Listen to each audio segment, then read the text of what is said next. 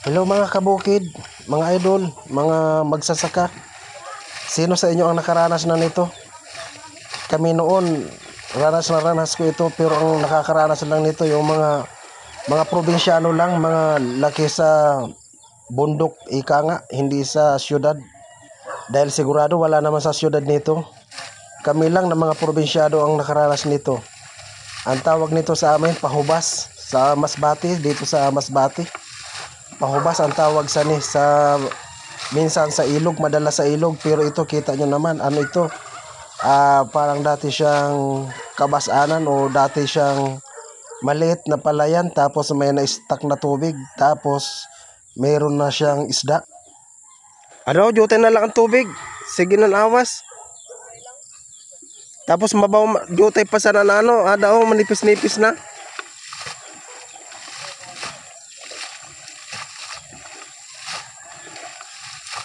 Ay damo-damo na dan sulod na haruan kay kahalapad sana.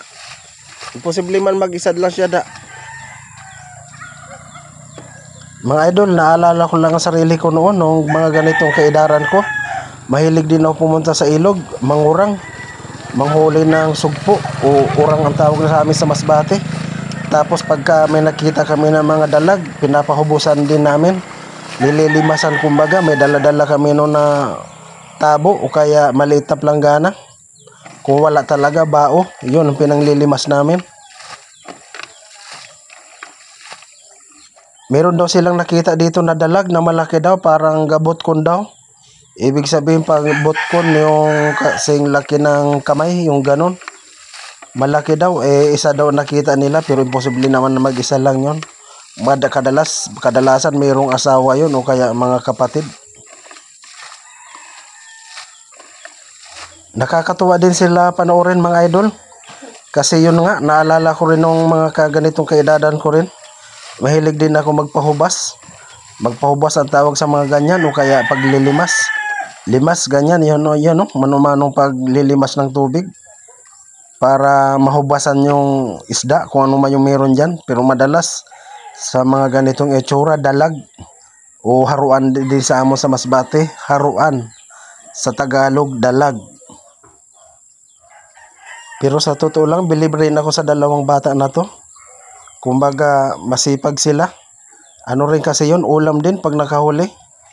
Pero ang pinakakabilibang ko dito, siyempre sa sipag nila, hindi yung kagaya hindi sila na cellphone lang ang hawak. Alam nyo naman, pag puro cellphone lang, medyo minsan, pag nasubrahan, may mga nagkakasakit. Kaya ito, tingnan nyo naman, exercise pa. Kumbaga, bata pa lang, marunong na hanap buhay ang tawag ba sa ganito? O libangan na parang gano'n na rin?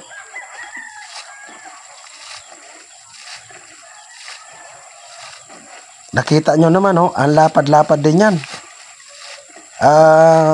Ayan o. Oh, kita nyo? Putik yan. Kung maarte ka dyan, hindi ka talaga pwede dyan. Kaya nakakabilib din yung dalawang bata na to sa totoo lang. Kung kanino man anak ito. Nakakabilib din ito, masipag, marunong dumiskarte kumbaga, at saka walang arte sa buhay. Pag ganitong mga bata pigahado may magandang mararating kumbaga, may tiyaga. Ito ang tinatawag na may tiyaga. Makikita mo na kaagad sa kanilang gawain, no? Kasi kung walang tiyaga yan, hindi yan magtsatsaga ng ganyan, maglimas. Makakuha lang ng isda. Kaya saludo talaga ako sa dalawang bata na ito, considering man ito. Pero siyempre kababaryo ko lang din ito, taga-umabay lang din.